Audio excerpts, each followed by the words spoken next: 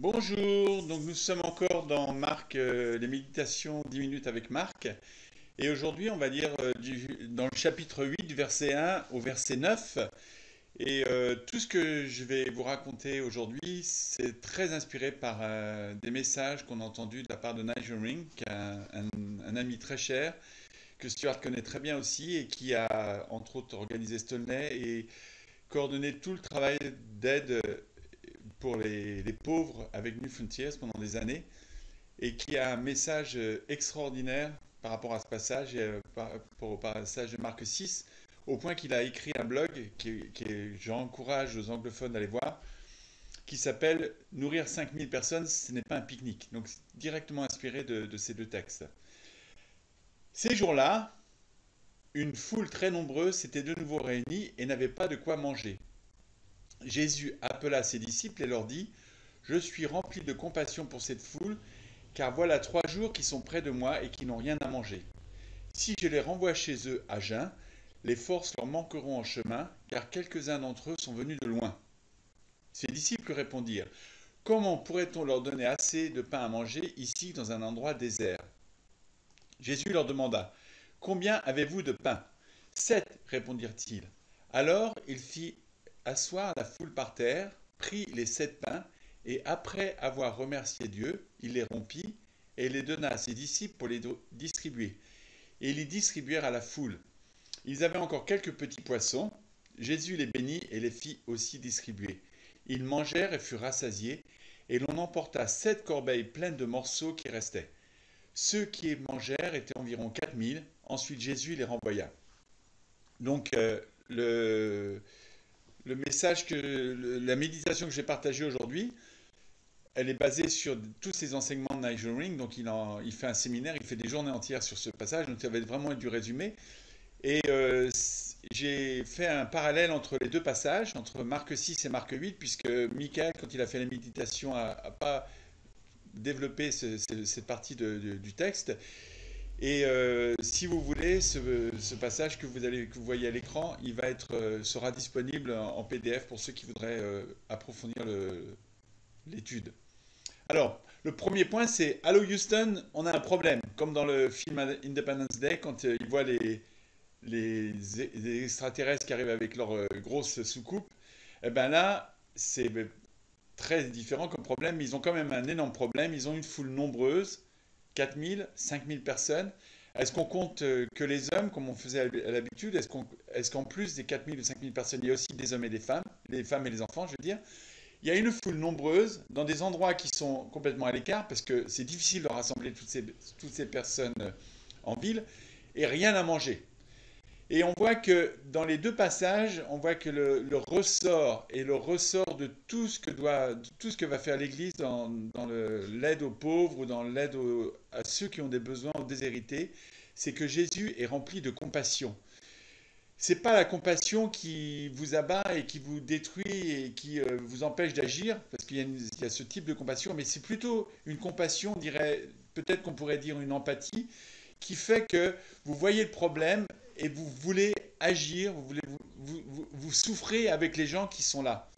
Et donc Jésus, le moteur de l'action de Jésus, c'est la compassion. Quand il va guérir Lazare, c'est la même chose. Il se trouve face à la tombe de Lazare, il voit que Lazare est mort, il pleure, et ensuite il accomplit le miracle. Et donc, trop souvent, on a peur de souffrir avec les gens. Trop souvent, on a peur de se mettre dans une situation où on pourrait éprouver la compassion. Et c'est pour ça que dans notre société, dans notre culture, on a tendance à masquer la mort, à masquer le problème de la prostitution, par exemple, ou le problème de l'extrême pauvreté. Si on ne peut pas résoudre, on essaye de mettre de côté. Et Jésus, lui, il ne détourne pas le regard. Il regarde la situation et il fait face à la situation. Il voit qu'il y a un problème. Et on voit au verset, la deuxième partie du verset B, Jésus qui dit, euh, pour cette foule, ça fait 3 jours qu'ils n'ont pas mangé et qui sont avec moi, qui n'ont rien à manger. Et donc, il y a un risque, il y a un problème. Alors qu'on va voir que les disciples disent, ils ne trouvent pas de solution, lui il dit, il y a un problème, il identifie le problème Et 3 jours sans manger, loin de tout, on risque d'avoir des morts. Il ose faire face au problème. Il ne cherche pas à l'effacer, à le mettre sous le tapis. Alors, ensuite, la première solution, c'est de les renvoyer chez eux. On voit ça au verset 3.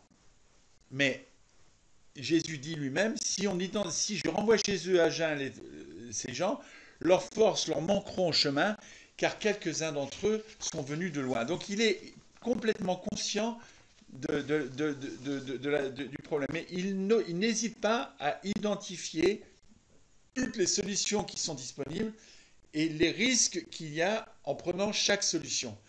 Et donc la mauvaise solution, dans ce cas-là, c'est de les renvoyer chez eux. Peut-être que dans un autre cas, ça va être de renvoyer les gens chez eux.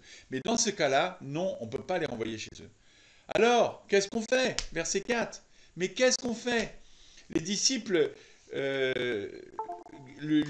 répondirent à Jésus, mais comment pourrait-on donner assez de pain à manger ici, dans un endroit désert? Comment allons-nous faire ça? Allons-nous répondre à ce besoin? Et trop souvent, quand on est dans le cadre de l'Église, trop souvent quand on est dans le cadre de l'action parmi les pauvres, mais dans n'importe quel acte de foi, il y a un moment où on est face à la difficulté et on dit, mais qu'est-ce qu'on fait? Une fois qu'on va prendre une décision avec Dieu, on doit se poser la question, qu'est-ce qu'on fait? Comment est-ce qu'on va tenir? Et la réponse, dans tous les cas, et dans le cas de cette multiplication des pains, on la voit dans Marc 6,37, elle n'est pas dans Marc 8. Jésus dit à ses disciples, donnez-leur vous-même à manger. Et très souvent, à l'Église, c'est la même chose. Jésus nous dit, débrouillez-vous, donnez vous-même la solution face au problème. On a vécu ça tellement souvent en Guinée. On vit ça en ce moment avec l'Église, avec le problème du bâtiment. Comment est-ce qu'on va payer pour ce bâtiment? Le point suivant, c'est qu'on fait l'inventaire de ce qu'on a. Alors dans Marc 6, on voit que les disciples font l'inventaire de ce qu'ils n'ont pas d'abord. Mais ici, qu'est-ce qu'ils ont? Ils ont 7 pains et 2 poissons. Verset 5, les poissons, ils arrivent au verset 7. Et là, par exemple, pour reprendre l'histoire du bâtiment, on a des gens qui sont compétents dans la construction, on a des gens qui vont savoir animer le bâtiment, etc. Donc on fait l'inventaire de ce qu'on a, on fait l'inventaire de ce qu'on n'a pas, et puis on s'organise. Verset 8, 8e point, dans Marc 6, il organise les gens, Jésus dit d'organiser les gens par 100 et par 50. Dans le passage de Marc 8, on voit que Jésus fait asseoir la foule par terre. Donc ils font asseoir la foule par terre, tout est organisé, ils n'ont toujours pas ce qu'il faut, hein. Ils sont encore dans l'attente de ce qui va se passer. Et très souvent, dans l'Église, quand on est dans le leadership d'une Église, et c'est ce que font les anciens actuellement dans notre Église, ils s'organisent tout. Il y a des réunions pour les enfants, il y a des réunions pour le bâtiment. Je suis sûr qu'ils discutent entre eux pour savoir comment on va mettre ça en place, quelle personne on va utiliser là et là, quels sont nos besoins. Donc on prie pour les besoins, on demande à Dieu pour les finances, on demande à Dieu pour les autorisations.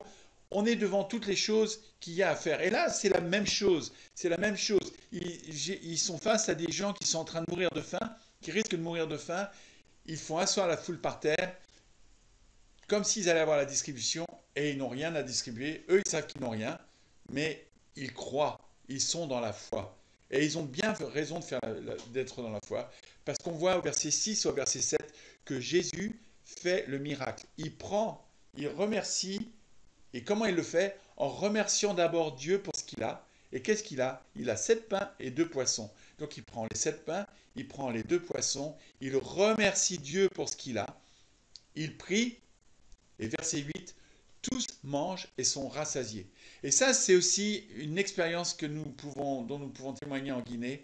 On a vécu souvent des situations d'extrême détresse, comme celle que vivait l'Église en Guinée jusqu'à ce que, entre autres, l'Église de Montpellier envoie ce don, d'une extrême détresse. Et ils se sont organisés, ils ont identifié les besoins, etc. Ils prient, et d'une manière absolument inattendue, miraculeuse, jamais on pouvait imaginer qu'il y aurait tous ces dons qui viendraient, Dieu répond aux besoins. Et à ce moment-là, ils peuvent administrer le don que Dieu leur a fait. Et c'est toujours un peu la même chose. Quand on est dans la foi, on va faire comme on s'attend à ce que Dieu agit. Et quelque part, le test de la foi, c'est de s'organiser, de se préparer à la bénédiction que Dieu va nous en prier et Dieu va faire le miracle parce que Dieu nous aime. Et non seulement on voit tous les gens là qui vont manger, mais en plus on voit qu'ils sont rassasiés, c'est-à-dire qu'ils ont eu suffisamment à manger. Mais c'est pas fini. On voit verset 8 qu'on ramasse les restes. On ne se contente pas simplement de manger et de tout laisser traîner sur le terrain. Non, non, non, non. On ramasse les restes pour les redistribuer, pour... je ne sais pas ce qu'ils vont faire avec, mais on ne laisse pas tomber. Trop souvent, quand on fait des réunions, trop souvent, quand on fait des choses dans l'église, tout est organisé avant. Ça, c'est Nigel Ring qui dit ça. Il dit l'organisation d'avant, c'est très bien, l'organisation de pendant, c'est très bien, mais le travail n'est pas fini tant que tout n'a pas été rangé, tant que tout n'a pas été réorganisé, tout n'a pas été... on va voir, même les statistiques vont être faites. Et ensuite, verset 9, eh ben, on renvoie tout le monde. Et pourquoi est-ce qu'on renvoie tout le monde? Parce que le problème a été résolu. Le problème, c'est qu'il fallait que les gens mangent parce qu'ils étaient en danger de problèmes de santé, parce qu'ils n'avaient pas mangé pendant 3 jours. Donc maintenant, le problème est résolu, on peut renvoyer tout le monde. Et si on a réussi à distribuer la nourriture d'une manière organisée, j'imagine qu'on va les renvoyer aussi d'une manière organisée. Et puis on voit verset 9, et on voit aussi dans le passage de Marc 6, on fait les statistiques, on compte le nombre de personnes qui étaient là, on fait l'inventaire, on a bien rangé, on a bien renvoyé tout le monde, on a bien fait l'inventaire, et donc on voit que maintenant c'est fini, la distribution des pains a été faite. Donc, en résumé, la vie avec Jésus, ça démarre toujours par la compassion.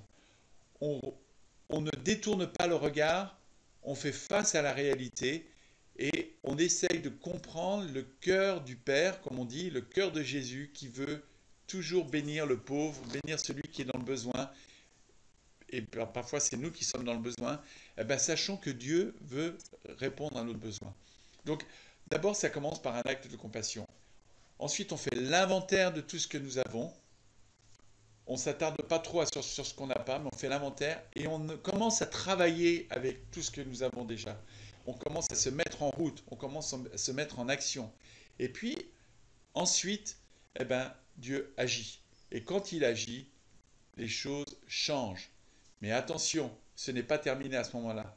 Le travail est complètement terminé. Une fois qu'on a rangé tout, bien fait l'inventaire de toutes les choses et qu'on a renvoyé les choses, qu'on a résolu le problème pleinement, complètement. Voilà. Demain, on continuera avec les réactions que les uns et les autres ont suite à un miracle. Et c'est tellement bizarre de voir comment on réagit suite à un miracle. À demain.